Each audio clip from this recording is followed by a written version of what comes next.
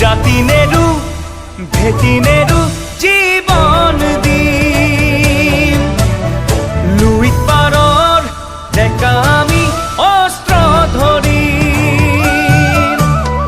লাচিতৰে তেজ আজিও আছে শিৰে শিৰে বৈ বুকু খনি মাথো চুপিছে আইৰ বাবে বুকু খনি মাথো চুপিছে আইৰ বাবে আইৰে বিননি বুকুতে খুন্দিয়াই স্বাধীন দেশৰ হৈ পৰাধীন